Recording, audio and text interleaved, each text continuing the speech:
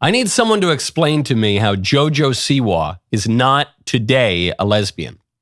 JoJo Siwa is an actress and a singer, apparently. I'm not well acquainted with her work, but she's quite famous. And 4 years ago, she came out of the closet and declared that she's a lesbian.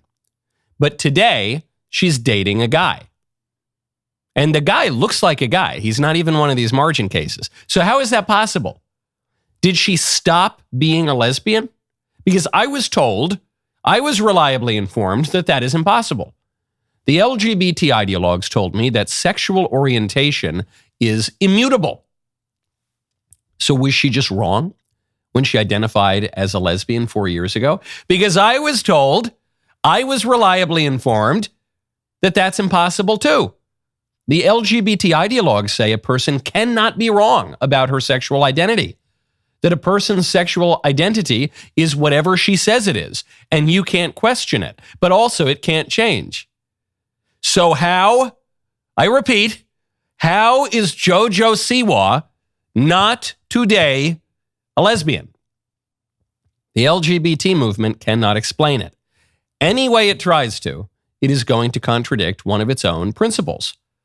Which is why, I think, that aforementioned LGBT movement is cratering in popularity. It is collapsing under the weight of its own incoherence. And now, on the first day of Pride Month, one of its top celebrity promoters has decided to switch teams. I'm Michael Knowles. This is The Michael Knowles Show.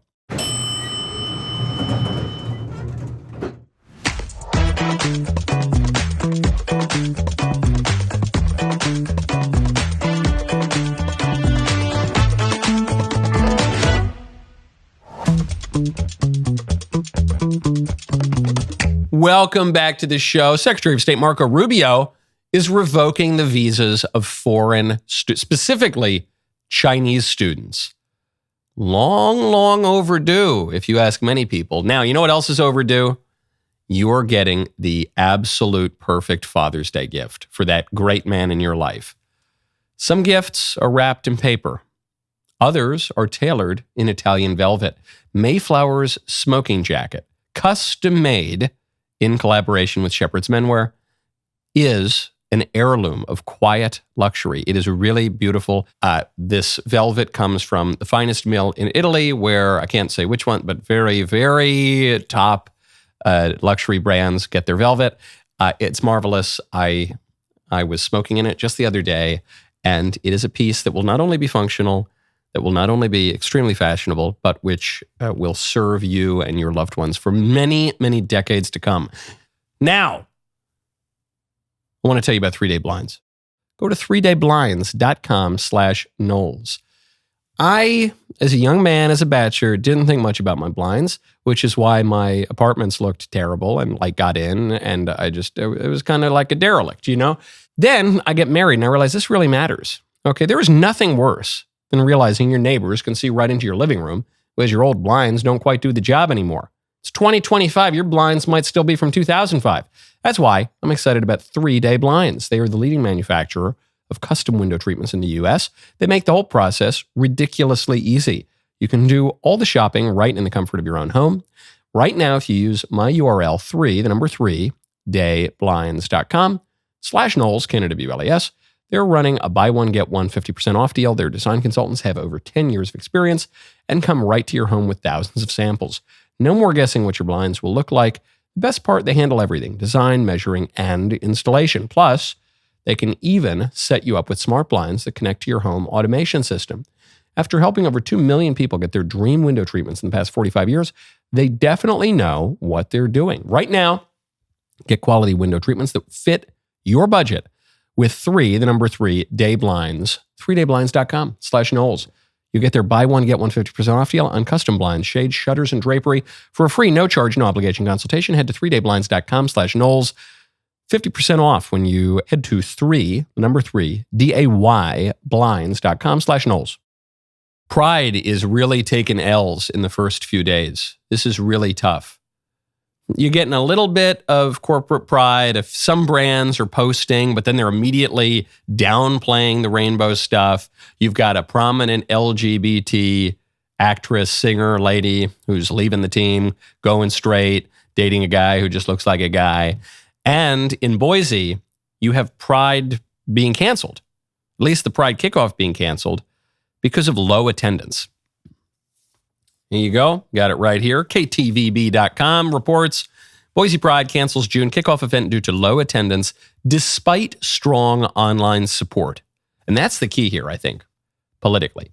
Organizers said the initiative aimed to increase visibility and create additional opportunities for celebration throughout Pride season, but apparently no one wants to go. I think that's true. I think we reached peak gay sometime in, 2019 or so?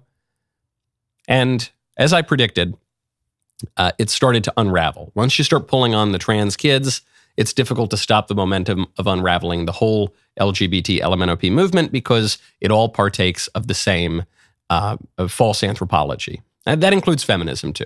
The false understanding of human nature, once you start unraveling that little knot, it just keeps going. But to me, the politically most important part here is this apparent contradiction in the headline.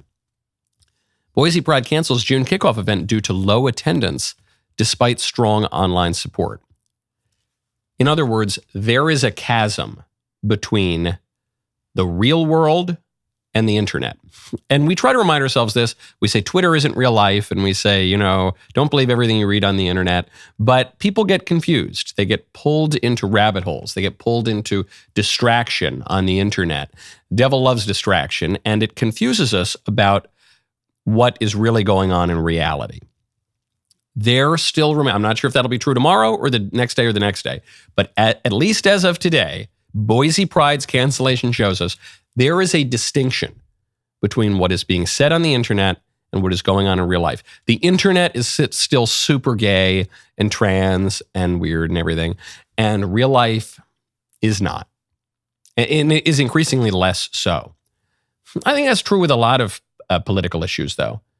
Things that people focus on all the time on the internet, that still is not really necessarily what moves people's heartstrings in the real world. Positions that people take on various issues on the internet, I don't think are exactly reflective of people in the real world. I think this is borne out by public polling. I think this is borne out by elections. And in this case of LGBT pride, it's a really good sign. The internet can be all rainbows, but reality, people just aren't showing up. Now, speaking of reproductive parts, Michelle Obama has made a curious claim. She just argued on a podcast that reproduction is the least important part of a woman's reproductive system. But women's reproductive health is about our life. It's about this whole complicated reproductive system that does, the least of what it does is produce life. It's a very important thing that it does. But you only produce life if the machine that's producing it, if you want to, whittle us down to a machine, if the machine is functioning in a healthy, streamlined kind of way. Mm-hmm. But there is no discussion or apparent connection between the two. There's no connection. Why would you ever think there's a connection between the reproductive system and reproduction? Where'd you get that crazy idea? Reproduction is the least of what the reproductive system does. What would you ask? Why is it called the reproductive system? I don't know. I don't know. I thought it was because that's what it's for. But I kind of see what she's saying. And the philosophical errors she's making, I kind of see how she fell into them. Because from a certain vantage, reproduction is the least thing that the reproductive system does, in as much as people aren't constantly pregnant. Now, let's say a woman has, these days, a woman maybe has one kid. In the old days, maybe a woman has 4 or 5 kids. Could be 6 or 7 kids. But let's say today a woman has 1 to 3 kids on average. That means that for the vast majority of her life, her reproductive system is not actively creating another person. So from that vantage, you'd say, well, that's the least thing that the reproductive system does. But what if I asked you about a guitar? What is a guitar mostly? What does a guitar do? What's the nature of a guitar? What's the essence of a guitar? You would say, well, it's to create music. But no, I'd say, nah, creating music, that's the least thing that my guitar does. Most of the time, my guitar is sitting in its case. Well, yeah, I guess that's true. In terms of time, the guitar is mostly sitting in its case. But what a guitar essentially is a musical instrument. That's what it's for. It's not for sitting in the case, even though that's what it does most of the time. It's for making music. And a woman's reproductive system is for making babies. And we know things by what they are for, and everything is for something. And that is a fact that we forget in the modern world. We get very philosophically confused, which is why we ignore what things are for, and we use all sorts of things for things that they're not for at all. a very relevant topic during Pride Month. But we need to get back to the old, sturdy way of understanding things, because without that old, sturdy way of understanding things, the world doesn't make any sense. And we don't know what we're doing, and we don't know what we are for, and we don't know what life is for. We don't know what political communities are for, and we suffer existential ennui, and we get depressed, and we overdose on drugs and kill ourselves. If taken to its logical conclusion, that's how dark it gets. We need to get back to asking, what are things for? We need to remember everything is for something. Nothing is for nothing. Things are known by what they are for, and we should use those things for what they are for. So when we ask ourselves, what is the country for? The libs would say, it's for whatever we want it to be, and it doesn't have to be for any. It's just whatever we want. And there's not even any such thing as a country, man. But I would say no. A country is for the common good of its citizens. Okay, well, if you have the lib view, you understand how we get open borders and, knocking down our history and crime on our streets and letting the criminals out of prison. And you understand, if you don't have a sense of what the country's for, you see how you get there. If you know what the country is for, the common good of the citizens, all of a sudden, all the other political issues fall into place. I know there are a lot of people in politics who say, I only want to focus on action. I don't want to focus on philosophy. I don't want to focus on principles. I don't want to focus on this abstract stuff. But if you go wrong in the first principles, you're going to go wrong in myriad other ways all the way down the line. If we cannot understand, if the former First Lady of the United States, First Lady, can't understand that the reproductive system is for reproduction, that there's at least a connection between the two, then we are suffering from a serious crisis of ignorance. We are suffering from a serious political crisis. We need to get right, or we're going to go wrong in everything else, as we currently are. You know what gasoline is for? It's for making my car run. It's why I want to tell you about Chevron. America is built on hard work and powered by American energy. Chevron has spent $44 billion with local businesses across all 50 states since 2022, fueling infrastructure and communities, all while strengthening local economies. Last year, Chevron increased U.S. production nearly 20%, powering communities and businesses from the heartlands to the coasts. We're helping to fuel America's energy advantage, building a brighter future right here at home. Visit chevron.com/America to discover more. Speaking of reproduction, I got bad news for all the short kings out there. Tinder is implementing a height filter. Yes. I'm sorry, fellas. Well, I actually have some good news. I think there's a silver lining here. It's being reported. I happily have never been on Tinder. I'm not saying that to brag, though I'm very happy about it. But sweet little Elise and I, we were dating before dating apps really became a thing, so I never had to deal with them. Tinder is now making it tougher for all the Napoleons of the world out there, because they're going to let users set height preferences. Now, right now, it's only Tinder Gold and Premium subscribers. People pay for Tinder. That's interesting. It's the higher tiers that can access this feature, and it's more a preference, according to the company, than a hard filter. But still, it's gonna whittle down the pool. So, should the short kings despair? You're not going to be able to even have the opportunity to demonstrate your riz on a Tinder chat because the women are just going to filter you out in the first place? No. Short kings, have no fear. Stay strong. According to the CDC, just 14.5% of men are at least 6 feet tall. What's the average height? The average height is like 5'9" or something like that. 5'8", 5'9". So it's only 14.5% of men who are 6 feet tall. Now, I looked not only at the CDC, but the FDC, which is something that Mr. Davies turned me on to. It's called the Female Delusion Calculator. And you can set all these parameters for, like, I want a guy who's 6'3" and makes $150,000 a year and does this and went to top school and blah, blah, whatever, and you set it and you figure out just what tiny percentage of the population actually matches all these women's delusional criteria. So according to the CDC, just 14.5% of men are 6 feet tall. According to the FDC, under 11.5% of men are 6 feet tall when you add in the filters that they have to be between the ages of 20 and 40 and unmarried.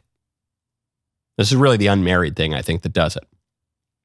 So what does that mean for the guys who are under, whatever, 6'1" or whatever the women are going to set as their filters? What does that mean for those fellas on Tinder? It means you're going to go through a little bumpy road, but reality will set in eventually. Because even if the women on these apps are delusional about their dating prospects, reality gets the final say. Reality always gets the final say.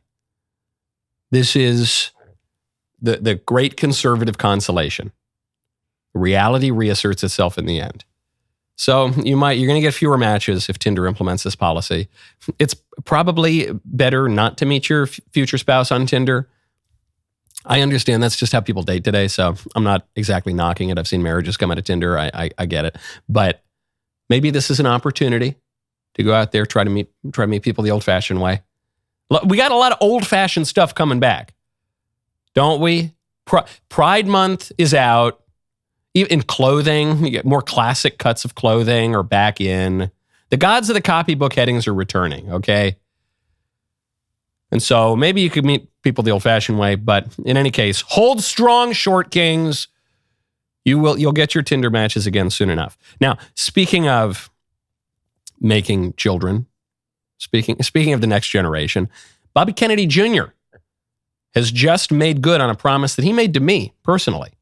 When I was interviewing him at the White House a month ago, 6 weeks ago, something like that, I asked Secretary Kennedy, I said, hey, I know we're not supposed to talk about this or whatever, but is anything going to change about vaccine policy on your watch? You've been very anti-vaccine for much of your public career. Now you're in government. The government's super pro-vaccine. You've got a lot of political forces. Are you going to change anything? And his exact words to me were, everything's going to change. Everything's going to change. Then we waited, nothing really changed. Well, now Secretary Kennedy has made good on that promise. Hi, everybody. I'm Robert F. Kennedy Jr., your HHS Secretary, and I'm here today with NIH Director Dr. Jay Bhattacharya and FDA Commissioner Dr. Marty Makary. I couldn't be more pleased to announce that as of today, the COVID vaccine for healthy children and healthy pregnant women has been removed from the CDC recommended immunization schedule. Last year, the Biden administration urged healthy children to get yet another COVID shot despite the lack of any clinical data to support the repeat booster strategy in children. That ends today. It's common sense and it's good science. There's no evidence healthy kids need it today, and most countries have stopped recommending it for children. We're now one step closer to realizing President Trump's promise to make America healthy again. This is a great sign. It was always completely insane to give this untested shot, this barely tested shot to pregnant women and little kids. It was completely insane. It was always contrary to any scientific fact that we knew about COVID. But the reason this is a great sign politically is it shows that Kennedy is really willing to take on entrenched interests. It was unclear. People, they run on one thing. They have a whole public life saying one thing. But the minute they get into power, and it's not even all their fault, the minute that they see the great forces that they're up against, usually they change their tune. Usually they say, look, I got to kind of go along to get along if I'm going to get anything done here. Kennedy is signaling, no, I am going to take on one of the toughest entrenched interests in Washington, the pharmaceutical industry, on one of the toughest, most entrenched issues, vaccines. That's impressive. People who are knocking the Trump administration, as people always knock administrations, no matter how good, because they're not doing enough, they're not moving fast enough, whatever. To those people, I say, you get involved in politics. And not you get involved in giving a speech, not you get involved in having a podcast, not you get involved in writing a column. I'm saying you get involved, you go try to do something in government. See how fast you move. See how efficiently you work. Because this is impressive stuff. Even I was skeptical that we would see Bobby Kennedy actually go after vaccines, as he said he would. I don't even have a particularly strong view on vaccines. It's just putting the substantive matter of the vaccines aside for a second. It's the political courage it takes to actually make good on a thing you've been promising and campaigning on for years. That is very impressive. Now, speaking of things that came from Wuhan, Secretary of State Marco Rubio is revoking the visas of Chinese university students. We will get to that in one moment. First, I want to tell you about Old Glory Bank. Go to oldglorybank.com. Use code Knowles. Some companies are just now rediscovering patriotism and treating love of country like it's a hot new trend. Not Old Glory Bank. They have been pro-America from the beginning, back when standing for faith, family, and freedom actually cost something. I love Old Glory Bank. I had been banking with a big bank that was very awful and terrible for a long time. And then when I was able to set up my account with Old Glory Bank, I thought, this is great, because not only is it a good place to put my money, but also it's the bank for people who remember that the Constitution is not merely a suggestion. Old Glory Bank won't cancel you for believing that Easter is about more than just a bunny, or that the ladies' room is not for men. Debanking is a big problem now. People are being debanked over politics. Your money is your money, okay? So make sure you protect it. No DEI, no ESG nonsense. Only PSL. I'm not talking about delicious pumpkin spice lattes. I'm talking about privacy, security, and liberty. Because of their great mobile banking, Old Glory Bank has become the premier bank for the freedom economy, with customers in all 50 states. Why are you still banking with banks that hate you? At Old Glory Bank, they don't apologize for loving the American tradition. Join me. Go to oldglorybank.com/Knowles. Make the switch. oldglorybank.com/Knowles. Takes a few minutes to open an account, and you can join the right side of banking. Secretary of State Marco Rubio just tweeted out the U.S. will begin revoking visas of Chinese students, including those with connections to the Chinese Communist Party or studying in critical fields. This is probably long overdue. There are a lot of Chinese students at U.S. universities, especially the top universities, Harvard, Yale, Princeton, Stanford. There's a lot of Chinese students, a lot of foreign students generally. What did Harvard say in their new class? It's something like 31% foreign students. But a lot of them are Chinese, and we have a hostile relationship with the Chinese at the moment, a largely hostile one. And we know that the Chinese have a lot of spies in the United States, and this is a really easy way to get spies in. I was speaking with a spy on the Michael Ann series, Jack Barsky, former Soviet spy who lived in the United States for many years, many decades actually. And I said, has spying changed much from when you were a spy in the Cold War to today? And he said, oh yeah, it's changed a lot. You don't really need to have these illegal alien spies like we used to, because you can just send kids to the universities. Because now they'll just go to Harvard or something like that. So Rubio's saying, all right, we're going to revoke these visas for good reason, because it's a national security matter. Part of a broader strategy to, one, clamp down on foreign countries preying on our country and taking advantage of us.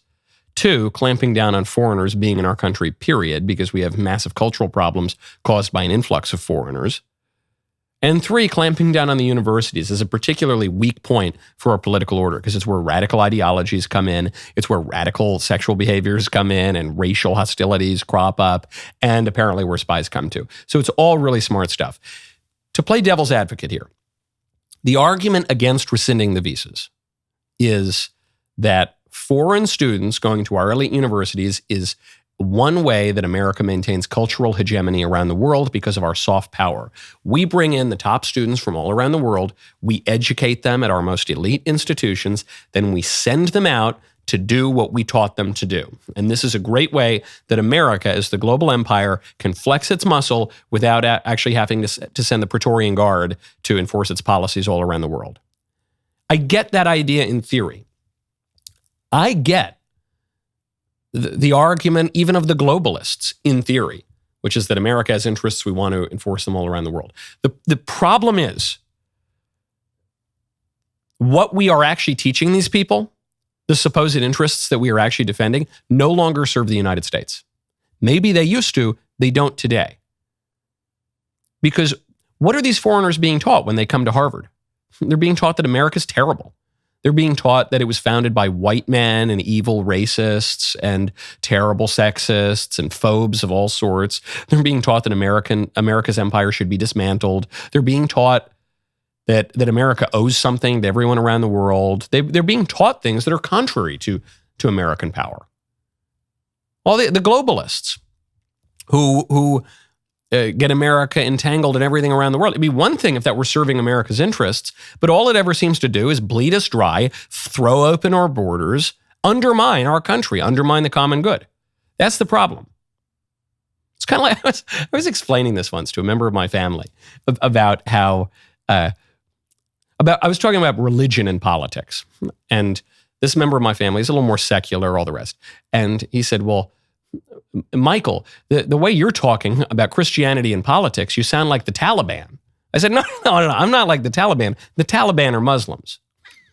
In other words, the problem with the Taliban is not that they believe that there's a connection between morality and religion and politics. The problem with the Taliban is they have the wrong morality and religion. Same thing here. The problem with the globalists is not that they think that America should flex its muscles all around the world. Donald Trump wants to annex Greenland and Canada and Panama again. Okay, so it's not that America has interests around the globe and we're going to assert our interests. The problem with the globalists is the kind of stuff they want to implement. That's the problem. And so when Rubio says, all right, we're done with this isn't working for us, I think he's totally right. Speaking of the Trump administration and kids, Speaker Mike Johnson, this story is more than a few days old, but it's really important to drive home because you're going to see a lot of stupid talking points from the left in the coming days about how Trump wants to cut health care for children and for poor people, and he's cutting Medicaid, whatever.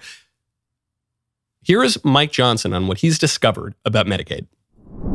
I've said the same. We are not cutting Medicaid in this package. There's a lot of misinformation out there about this, Jake. The numbers of Americans who are affected are those that are entwined in our work to eliminate fraud, waste, and abuse. And what do I mean by that? You got more than 1.4 million illegal aliens on Medicaid. Medicaid is not intended for non-U.S. citizens. It's intended for the most vulnerable populations of Americans, which is pregnant women and young single mothers, the disabled, the elderly. They are protected in what we're doing because we're preserving the resources for those who need it most. You're talking about 4.8 million able-bodied workers, young men, for example, who are on Medicaid and not working. They are choosing not to work when they can. That is called fraud. They are cheating the system.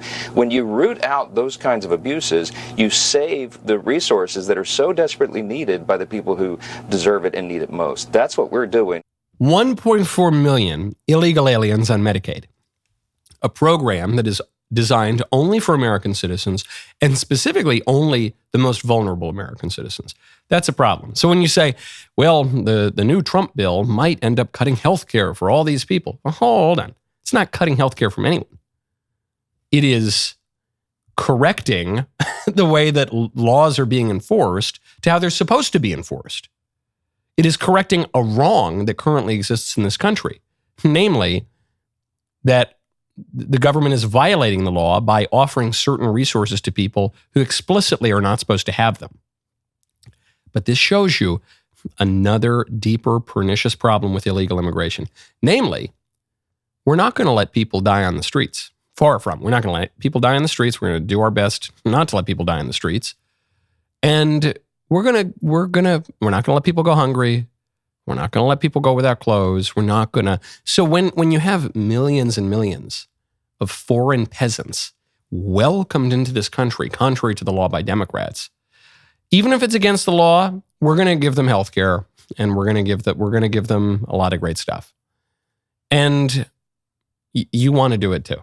And we all, at some level, even though we know it's wrong in principle, at a human level and at the level of charity, we're a very charitable country, we're going to do that. So the way to avoid that, the way to avoid further corrupting the law and our political order, is not to break the law in the first place, not to throw open our borders and invite foreign criminals into our country in the first place, as the Democrats have done. That's the issue.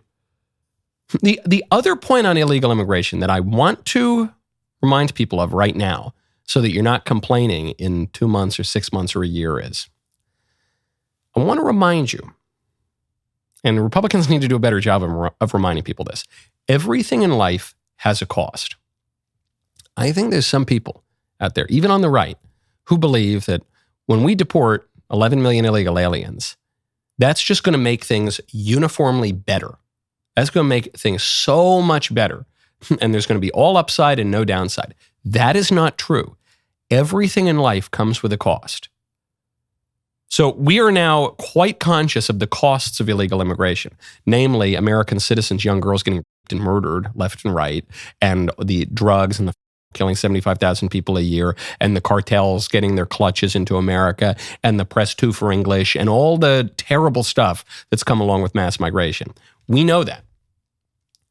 But there have been benefits too. That's and certainly benefits to certain groups and elites, but also benefits to people generally. By bringing in millions and millions of illegal aliens, we have imported a class of slave to, at the very least, indentured labor that we don't have to pay a lot of money to. So that brings costs down. Costs of things like house cleaning, getting your lawn mowed, getting your grapes picked. It reduces labor costs. That really happened. You could say, well, that's bad. We're just importing a bunch of quasi-slave labor. Yeah, that's what they're doing. But people are enjoying those lower costs. When you deport 11 million people, your costs are going to go up. That's true. One of the downsides of importing that cheap labor market is it's reduced wages for blue-collar workers in America. That's true. But other people have benefited from the prices going down because the labor is decreased. Prices are going to go up. There is always a cost to everything. There is going to be some kind of balance, okay? And so we need to be aware of that going in, because the present situation is unsustainable.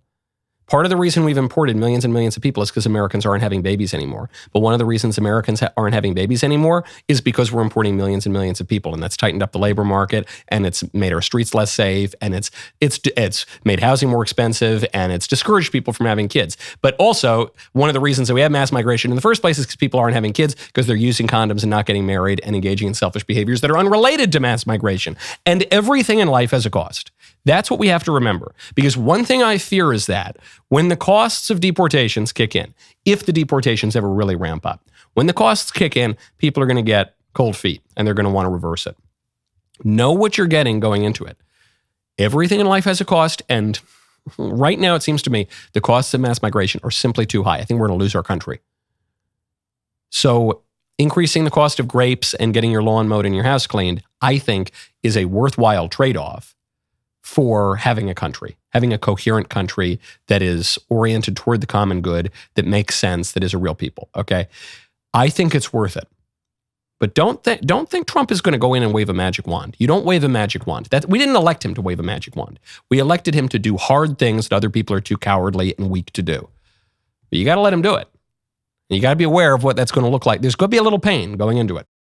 Every day, it seems like the world's going further off the rails. This weekend, Ukraine took out over 40 of Russia's strategic bombers in a single drone operation, risking a major escalation if Putin retaliates. Meanwhile, the UK is responding by increasing military spending to their highest levels since the Cold War, and Iran immediately rejected the latest U.S. proposal for a nuclear deal while continuing dangerous influence operations in Africa and the Middle East. At the DailyWire, you'll get the truth about what's going on in the world and what it really means. Not the spin that the mainstream media are trying to spoon-feed you, just the facts. Become a member now at dailywire.com. Get the truth you deserve. Okay, my favorite comment yesterday is from Luisa Johanna Petruska, 3654, who says, I knew with a name like that, I knew this would be the first line. As a Hungarian, I love that you asked Orban those questions. I'm glad our small nation is getting so much recognition lately. Would have loved to meet you maybe someday. Big fan. Oh, thank you very much. It's very kind. I was really touched, actually, by how many listeners to the show there are in Hungary and Europe more broadly. That was great. I sometimes, even though I know the show has a global reach, I sometimes just think of it as it's mostly Americans, but there are a lot of people from all over Europe who listen. So I appreciate that. And I definitely appreciate Hungary. Orban, it's a very serious man. That's a very thoughtful man who has led the way on a lot of these questions, especially migration. A lot of people don't know this. Hungary has effectively zero migration. Not zero illegal immigration, zero migration, period. And Hungary is a coherent country where I was saying this to a colleague of mine. I could walk around Budapest at 3 o'clock in the morning in my boxer shorts with 5 gold Rolexes on each wrist. No one would look sideways at me, okay? That is a safe place. It's a great place to be. It's a flourishing community, given that it is a small country. Doesn't mean there aren't problems there. There are problems in all these countries, but it's very impressive. And we could learn a lesson or two from Hungary, no question about it. Now, speaking of the Trump administration taking on entrenched interests, speaking of Harvard, we were talking about Harvard a little bit earlier, President Trump is ramping up his war on Harvard University. And Harvard has to understand the last thing I want to do is hurt them. They're hurting themselves. They're fighting. Columbia has been really, they were very, very bad what they've done. They're very anti-Semitic and lots of other things. But they're working with us on finding a solution. And, they're taking off that hot seat. But Harvard wants to fight. They want to show how smart they are. And they're getting their ass kicked. Thank you very much, everybody. Thank you, guys. Thank you, guys. Oh, even that line. I love how he opens. He says, look, I'm not trying to hurt Harvard. I'm not being vindictive or something like that. I'm saying, help me help you. But Harvard won't do it. They want to show everyone how smart they are, and they're getting their ASS kicked. Okay, good night, everybody. That was it. That was the sign-off from the stand-up bit. That was the sign-off from the late-night show. That is Trump being a showbiz professional. To the way he ended that little set, all the way back to casting his perfect enemy, Harvard University. Trump is so good, not only at doing the show, but at casting the show. He's very good at casting. And he casts as the villain in this little show, Harvard. What a perfect enemy for this moment. A populist moment where the GOP has become the party of the middle class and the working class. That wasn't true in my lifetime all the time. When I was a kid, the Republicans were the party of rich Uncle Pennybags. Democrats were the party of the working man. That has flipped. Now, Republicans are the party of your average Joe. And so what does that mean? Your perfect enemy is going to be Harvard. And Trump's going to remind you of why Harvard's the perfect enemy, because they're going to show everyone how smart they are. Oh, they think they're smarter than you. They think they're better than you. Well, guess what? We're kicking their derrieres. That's what we're doing. So right. So right. And Harvard is a good enemy because Harvard legitimately produces many, if not most, of the elite Democrat politicians, business leaders, deep state apparatchik, NGO leaders, professors. Harvard produces some of the top powerful leftists in the country. So if you have this power center just churning out powerful leftists, and you're a conservative politician, you got to go after them. And there are plenty of good justifications for going after them. Trump mentioned the anti-Semitism, the fact that Harvard permitted Jewish students to be harassed by frothing keffiyeh-wearing Muslims. But there are plenty of people who don't care about Israel, don't care about the Jews, don't care. That's not a top issue for them at all. And frankly, I don't even think that's the chief reason to go after Harvard. Harvard has not only expressed a hatred of Jews, but also a hatred of white people, men, Christians, America, the truth, God, reason, the list goes on. And Harvard has been effective at producing these leftists.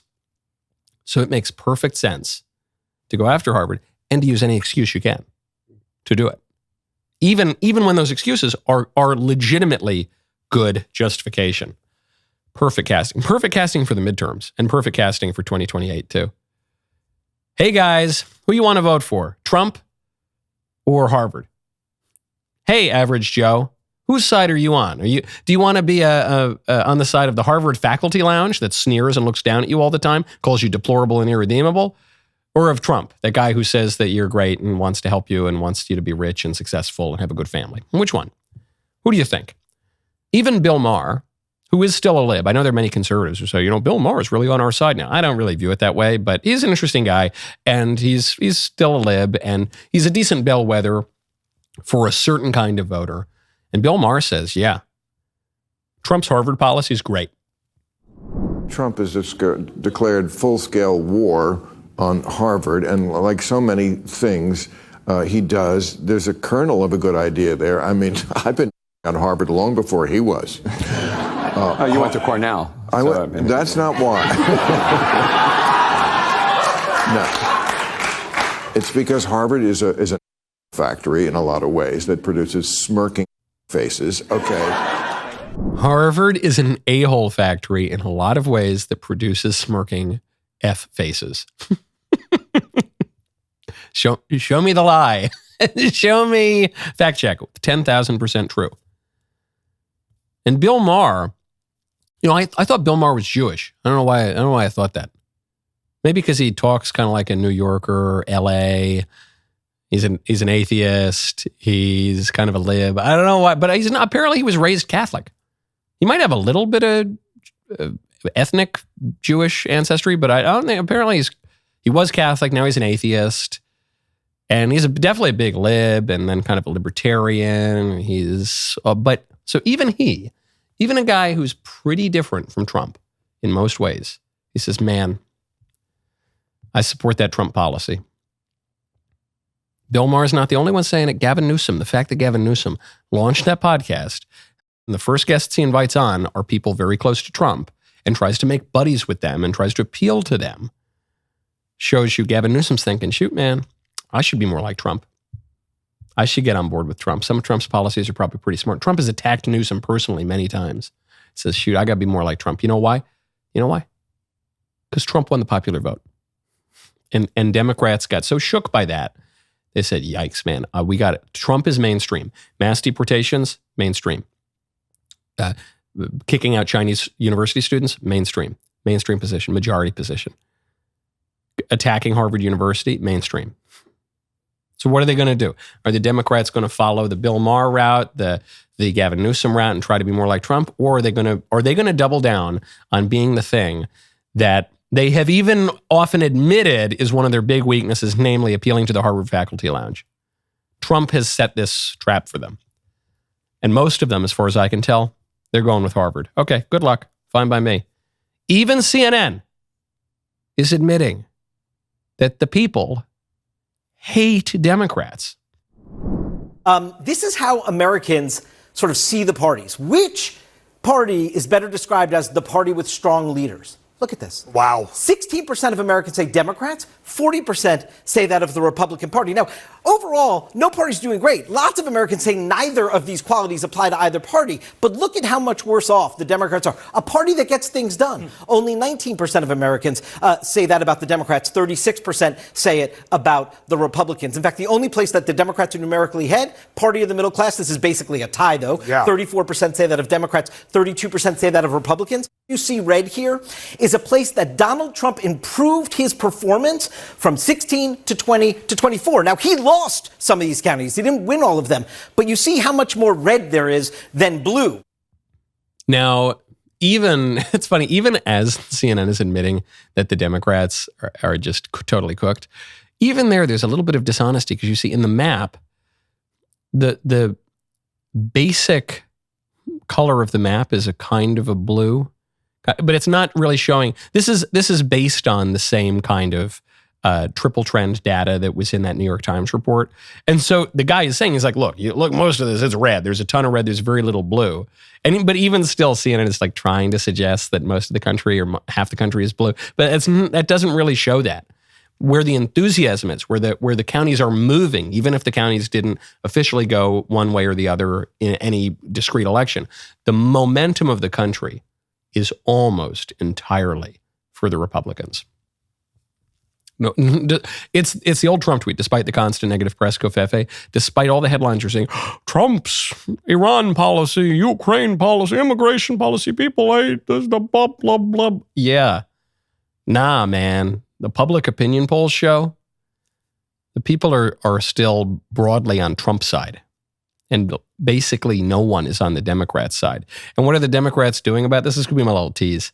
This will be my tease into Tee Tuesday because this is pretty hilarious. There's a big Democrat activist, as a woman, Olivia Giuliana, who is saying, look, we need to appeal to men. We lost like all the men. And we lost all these different races of men. This is bad. And we got to appeal to men.